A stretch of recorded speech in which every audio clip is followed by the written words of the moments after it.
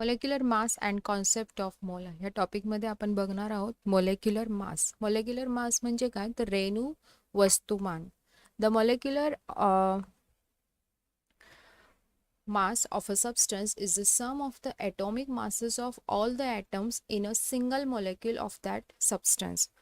म्हणजे एखाद्या पदार्थाचे रेणू वस्तुमान म्हणजे काय तर एखाद्या पदार्थाचे रेणू वस्तुमान म्हणजे त्याच्या एका रेणूमध्ये किती अणू आहेत.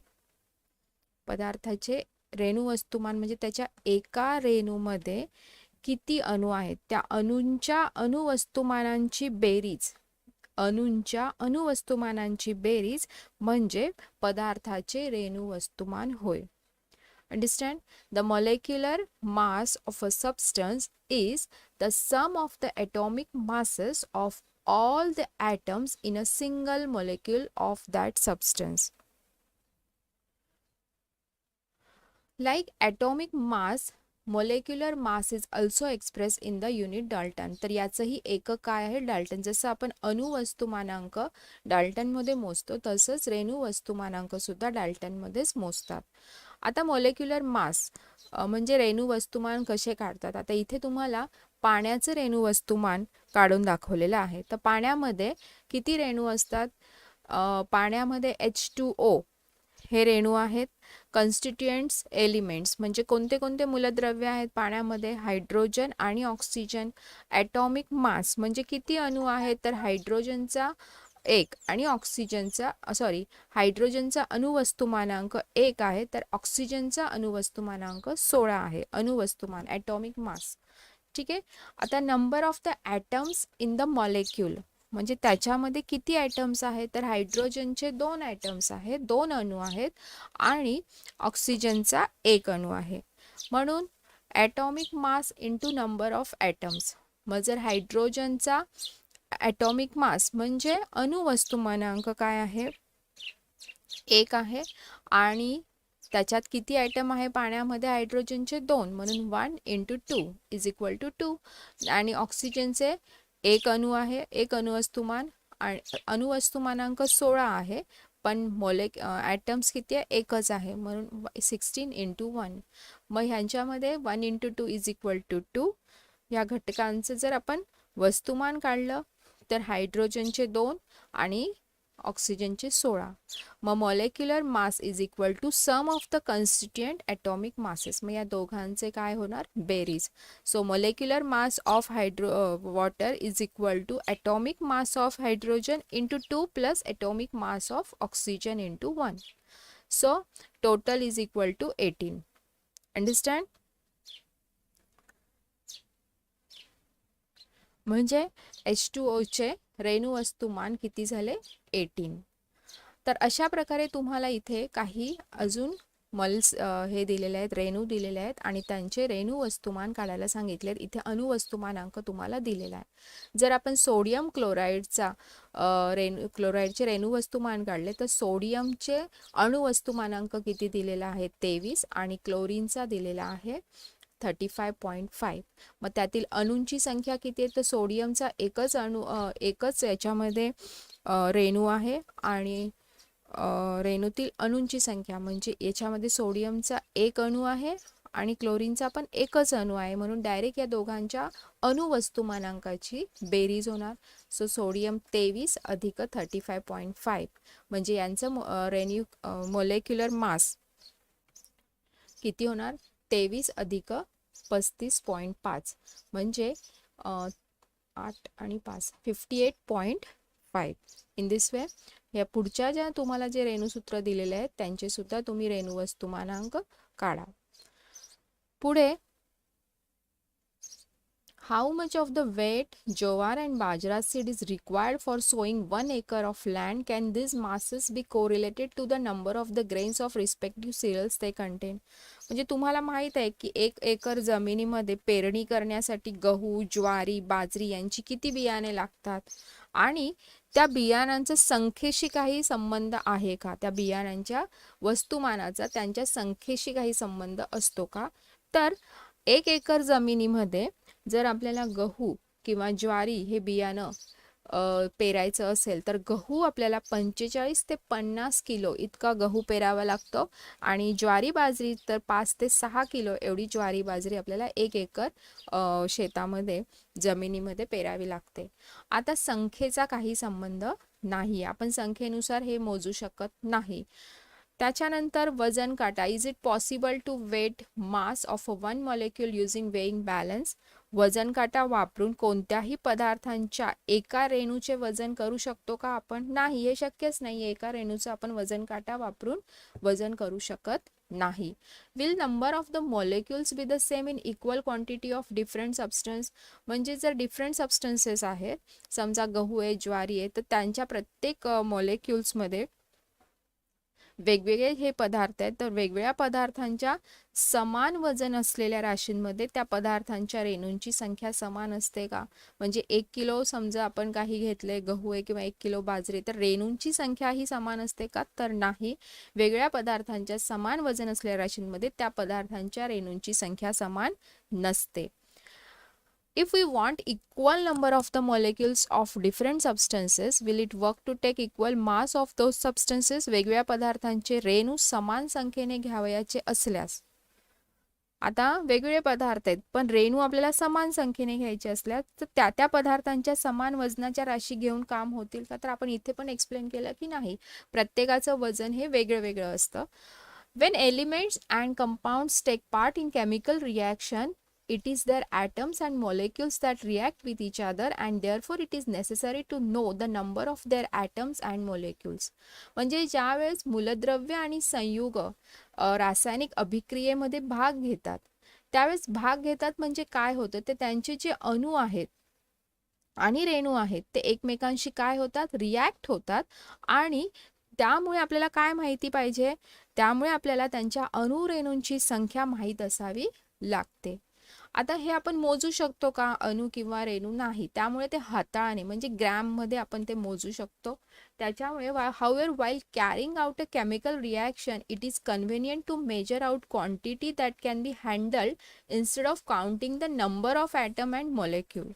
म्हणजे रासायनिक अभिक्रिया करताना अणुरेणू मोजण्यापेक्षा हाताळता येतील अशा राशी मोजून घेणे सोयीचे असते आणि त्यासाठी the concept of mole is useful for this purpose.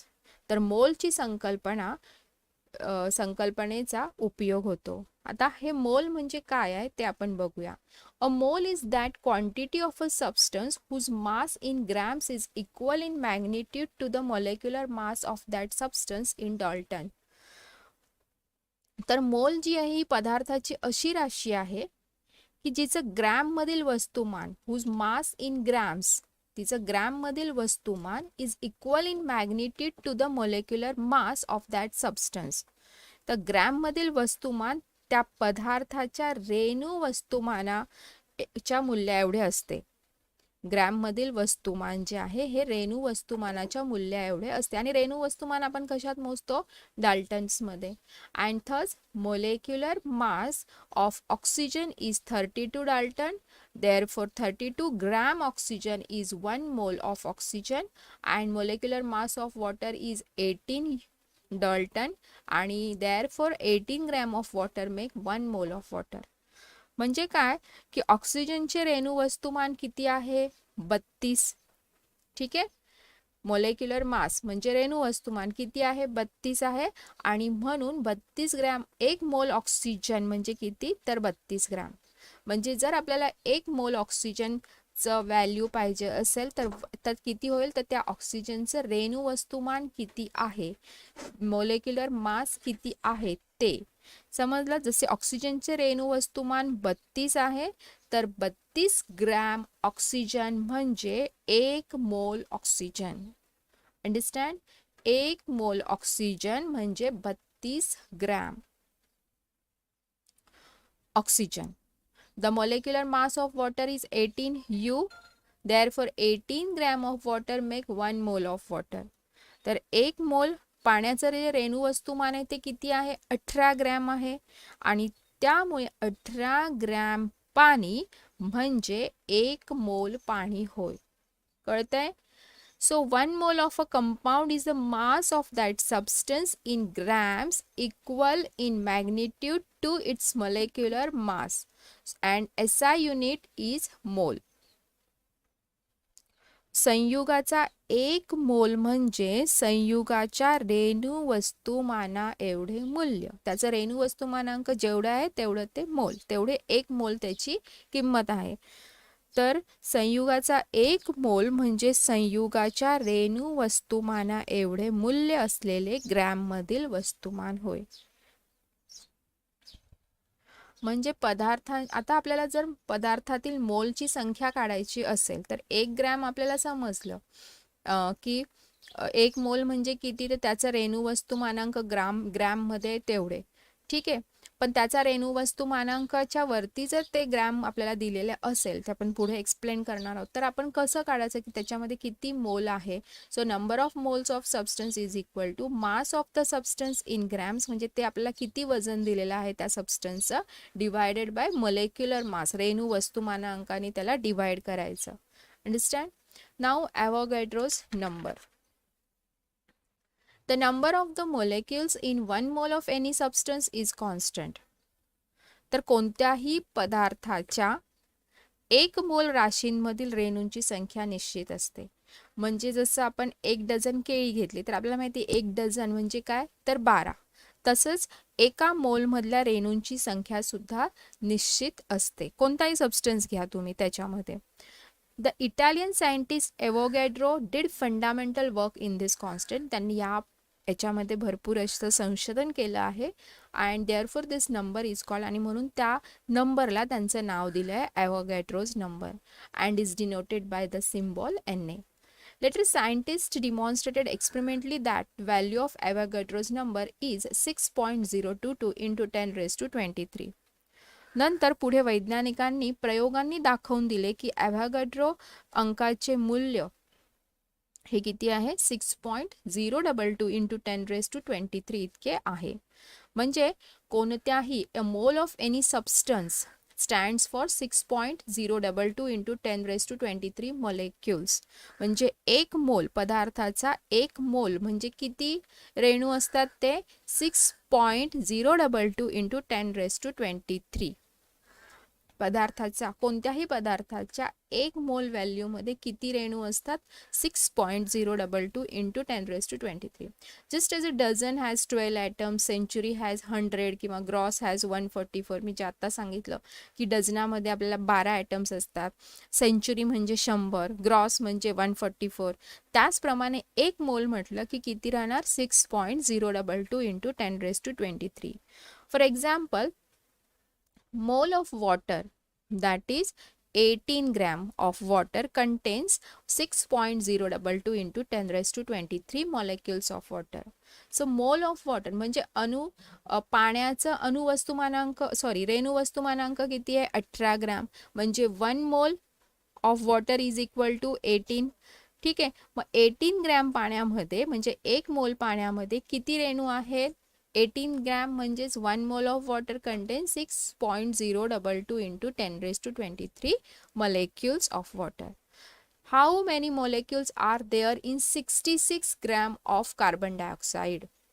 आता कार्बन डायऑक्साईडचं आपल्याला पहिले काय काढावं लागेल, रेणू वस्तुमानांक किती आहे. तर रेणू वस्तुमानांक म्हणजेच मोलेक्युलर मास किती आहे कार्बन डायऑक्साईडचा, इथे दिलेला आहे 44. ठीक आहे, मग number of the moles in the given carbon dioxide is equal to, आपल्याला एन ची व्हॅल्यू काढायची आहे. So N is equal to mass of carbon dioxide in grams. किती मासमध्ये, किती वजनामध्ये सांगितलं आहे त्यांनी मोल्स काढायला, 66 ग्रॅममध्ये. आणि मोलेक्युलर मास किती आहे कार्बन डायऑक्साईडचं, 44. So 66 upon 44 that is 1.5 mole. पण एका मोलमध्ये किती रेणू असतात, 6.022. म्हणजे एन ची व्हॅल्यू एका मोलमध्ये किती असते, 6.022 असते.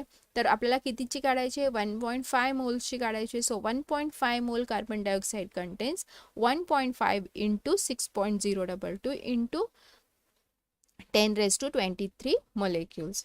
तर इथे किती आलंय, 66 ग्रॅम कार्बन डायऑक्साईडमध्ये 9.033 इंटू 10 रेज टू 23 मोलेक्युल्स असणार. अंडरस्टँड. इथे तुम्हाला सांगितलंय की 1 डझन बनानाज आर 12 बनानाज. 144 म्हणजे किती असतात? 12 12 असे एक ग्रॉस. 144 जर नोटबुक असतील तर त्याला एक ग्रॉस ग्रॉस असं म्हटलं जातं. त्याच्यानंतर 1 mole common salt is equal to, म्हणजे एक मोल कोणतीही तुम्ही वस्तू घेतली तर त्याच्या एक मोलमध्ये किती रेणू असतात? 6.022 इंटू 10⁻23. ते 1 मोल ऑफ वॉटर दिलेलं आहे की त्याच्यामध्ये एवढे मोलेक्युल्स असतात. ओके, तर मोललाच ॲव्होगाड्रोज नंबर असंही म्हटलं जातं. नेहमी लक्षात ठेवा की the number of molecules in a given quantity of a substance is determined by its molecular mass. म्हणजे काय, तर एखाद्या पदार्थाच्या दिलेल्या राशीतील रेणूंची संख्या त्या पदार्थाच्या रेणू वस्तुमानावर ठरते. रेणू वस्तुमानावर रेणूंची संख्या किती आहे तिच्या रेणू वस्तुमानावर ठरते. Simple. The number of the molecules in equal mass of different substance are different. वेगवेगळ्या पदार्थांचं जर तुम्ही समान वजन घेतलं तर त्या समान वस्तुमानांच्या राशींमधील रेणूंची संख्या ही कशी असते? वेगवेगळी असते, ती समान नसते. त्यांचं वजन वस्तुमान जरी समान असलं तरी त्यांच्यामधील रेणूंची संख्या समान नसते. 1 मोल quantities of different substance have different masses measured in grams. वेगवेगळ्या पदार्थांच्या एक मोल राशीची ग्रॅममधील वस्तुमानं सुद्धा वेगवेगळी असतात. वस्तुमाने, मॉलिक्यूल नंबर नाही. अंडरस्टँड? नाउ आता आपण पाहूया संयुजा. The capacity of an element to combine is called its valency. तर कोणती क्षमता एलिमेंट्सची? तर मूलद्रव्यांची संयोग पावण्याची जी क्षमता आहे, संयोग पावण्याच्या क्षमतेला संयुजा असे म्हणतात. व्हॅलेन्सीला मराठीमध्ये म्हणतात संयुजा. The valency of an element is indicated by a specific number. तर ही जी संयुजा आहे ही एक विशिष्ट अंकाने दर्शवितात. So it is a number of the chemical bonds form by one atom of that element with other atom. तर हा अंक म्हणजे काय? तर हा अंक म्हणजे त्या मूलद्रव्याच्या एका अणूने इतर अणूंबरोबर केलेल्या रासायनिक बंधाची संख्या. ठीक आहे, हा अंक म्हणजे ही संयुजा म्हणजे काय असते? तर संयुजा म्हणजे त्या मूलद्रव्याच्या एका अणूने, एलिमेंटच्या एका ॲटमने.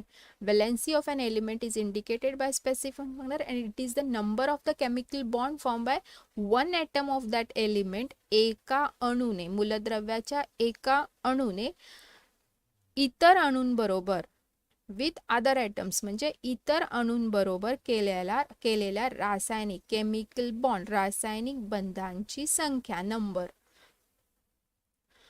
18th and 19th century, the laws of chemical combinations were used to find out the valencies of elements. 18व्या आणि 19व्या शतकामध्ये मूलद्रव्यांच्या संयुजा समजण्यासाठी कोणता नियम वापरत होते? रासायनिक संयोगांचा नियमांचा उपयोग करून ते संयुजा काढत होते. पण 20th सेंचुरीमध्ये, in 20th century, the relationship of the valency of an element with its electronic configuration म्हणजे इलेक्ट्रॉन स्वरूपनाद्वारे ते 20व्या शतकात संयुजा काढू लागले. आता इथे तुम्हाला एक उदाहरण दिलेलं आहे सोडियमचं आणि क्लोरीनचं. सोडियम ॲटम Na, त्याचं इलेक्ट्रॉन कॉन्फिगरेशन काय आहे? 281. म्हणजे त्याच्या पहिल्या कक्षेत 2 इलेक्ट्रॉन, दुसऱ्या कक्षेत 8 आणि तिसऱ्या कक्षेमध्ये 1 इलेक्ट्रॉन. आता जेव्हा हा सोडियम आयन बनवतो, केटायन म्हणजे धन आयन जेव्हा बनवतो त्यावेळेस काय करतो? तो जो त्याचा शेवटच्या कक्षेतील जो इलेक्ट्रॉन आहे, ज्याला संयुजा इलेक्ट्रॉन म्हणतात, तो देतोय. बरोबर. आणि इलेक्ट्रॉन देतो म्हणून त्याचं काय होतं? धनायन, केटायन बनतो. आणि मग त्याचं इलेक्ट्रॉन स्वरूपण इथे काय तयार झालं? 28. कारण जो बाहेरचा एक इलेक्ट्रॉन होता तो त्यांनी दिला. तो इलेक्ट्रॉन कोणी घेतला? क्लोरीन ॲटमनी. क्लोरीन ॲटम त्याचं इलेक्ट्रॉनिक कॉन्फिगरेशन आहे 287. तो एक इलेक्ट्रॉन घेतो आणि स्टेबल होतो. 288 असं त्याचं इलेक्ट्रॉन कॉन्फिगरेशन झालंय.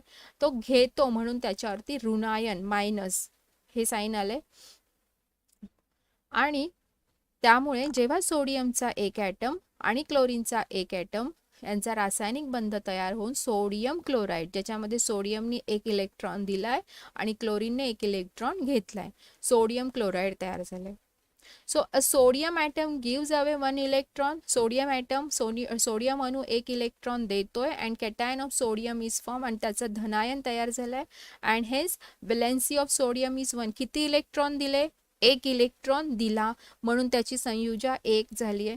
and chlorine atom takes up one electron and form an anion of chloride and thus valency of chlorine is 1. आणि याने सुद्धा एक इलेक्ट्रॉन घेतलाय आणि त्यांनी ऋणायन तयार केलाय, त्याची पण संयुजा एक, कारण एक इलेक्ट्रॉन त्यांनी घेतलाय.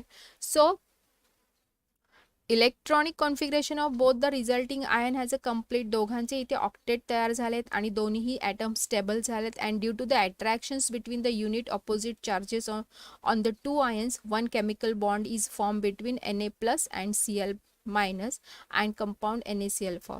तर याचं प्लस आणि मायनस यांच्यामध्ये अट्रॅक्शन झालं आणि त्यांच्यामध्ये विरुद्ध प्रभारातील आकर्षणामुळे एक रासायनिक बंध निर्माण होऊन सोडियम क्लोराईड तयार होते. तर त्याचं sodium atom has the capacity to give away one electron while chlorine atom has the capacity to take up one electron.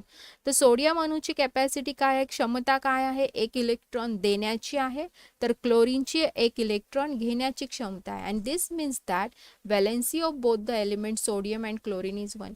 म्हणजे त्याची देण्याची क्षमता किंवा याची घेण्याची क्षमता किती इलेक्ट्रॉन्स आहे, 1. आणि म्हणून त्या दोघांची व्हॅलेन्सी म्हणजे त्यांची संयुजा किती झाली, दोघांची पण एक एक अशी आहे. From this electronic definition of the valency is as follows. मग याच्यावरून आपण असं सांगू शकतो की number of the electrons that atom of an element gives away or takes up while forming an ionic bond. म्हणजे आयोनिक बॉन्ड म्हणजे आयनिक बंध निर्माण करताना अणू, मूलद्रव्यांचे अणू जितके इलेक्ट्रॉन देतो किंवा जितके इलेक्ट्रॉन्स घेतो ती संख्या, ती इलेक्ट्रॉन्सची संख्या म्हणजेच संयुजा होय, मूलद्रव्याची संयुजा, valency of that element. Understand. तर संयुजा कशाला म्हणतात, तर आयनिक बंध निर्माण करताना मूलद्रव्यांचा अणू जितके इलेक्ट्रॉन देतो किंवा घेतो ती संख्या म्हणजे त्या मूलद्रव्यांची संयुजा होय. Positive charge ions are called cations and negative charge ions called anions. तर anions म्हणजे ऋण आयन आणि cations म्हणजे धन आयन. तर धन प्रभारित आयनांना धनायन म्हणतात आणि ऋण प्रभारित आयनांना anions म्हणतात. For example MgCl2 contains Mg plus and chlorine minus as cations and anion respectively. तर जसं सोडियम क्लोराईडमध्ये आपण बघितलं तसंच मॅग्नेशियम क्लोराईडमध्ये मॅग्नेशियम हा कॅटॅन तयार होतो आणि क्लोरीन हा एनायन तयार होतो. The electrons present in the outermost orbit of an atoms are called valence electrons. तर ह्यांच्या आउटरमोस्ट इलेक्ट्रॉनिक शेलमध्ये किती इलेक्ट्रॉन्स आहेत त्यांना त्यांची काय म्हणतात, व्हॅलेन्स इलेक्ट्रॉन, संयुजा इलेक्ट्रॉन्स असं म्हटलं जातं. The number of the electrons that are given away or taken up is always a whole number and therefore valency is always whole number. आता जे इलेक्ट्रॉन्स दिले किंवा घेतले जातात हे अपूर्णांकामध्ये तर नसतात, पूर्णांकात म्हणजे पूर्ण नंबर असतात, होल नंबर असतात. सो ती जी संयुजा असते ही पूर्ण नंबरमध्येच म्हणजे होल नंबरमध्येच असते. The national chemical laboratory NCL, National Chemical Laboratory, a unit of the CSIR, was established in 1950. तर नॅशनल केमिकल लॅबोरेटरी म्हणजे राष्ट्रीय रासायनिक जी आहे ती रसायनशास्त्रांच्या विविध शाखांमध्ये संशोधन करणे, उद्योगास मदत करणे आणि नैसर्गिक साधन संपत्तीचा फायदेशीर वापर होण्याच्या दृष्टीने नवीन तंत्रज्ञानाचा विकास करणे या उद्देशाने CSIRचा घटक असलेल्या प्रयोगशाळेची स्थापना 1950 मध्ये झाली. तर ह्या लॅबोरेटरीची जी स्थापना आहे ती कधी झाली, 1950. तर यांचा काय उद्देश असतो, तर यांचा उद्देश काय आहे, तर संशोधन, विविध शाखांमध्ये रिसर्च करणे, research in various branches of chemistry to aid industries and to develop new technology with a view to making profitable use of countries' natural resources. उद्योगास मदत करणे आणि देशाच्या नैसर्गिक साधन संपत्तीचा फायदेशीर वापर होण्याच्या दृष्टीने यांची स्थापना केली आहे. The laboratory conduct research in fields such as biotechnology, nanotechnology, catalysis, drugs, instrumentations, agrochemicals, plant tissue culture and polymer science. तर या प्रयोगशाळेची स्थापना जेव्हा झाली तेव्हा जैवतंत्रज्ञान, नॅनो तंत्रज्ञान, कॅटॅलिसिस, औषधे, उपकरणे, वनस्पतींचे ऊतींचे संवर्धन, कृषी रसायने आणि बहुवार्षिक असं विज्ञान अशा विविध उपशाखांमध्ये संशोधन या प्रयोगशाळेद्वारे झालं. इथे तुम्हाला संयुजा दाखवलेल्या आहेत, व्हेरिएबल व्हॅलेन्सी, आणि त्यांचा हा तक्ता तुम्हाला पूर्ण करायला सांगितलेला आहे. ठीक आहे.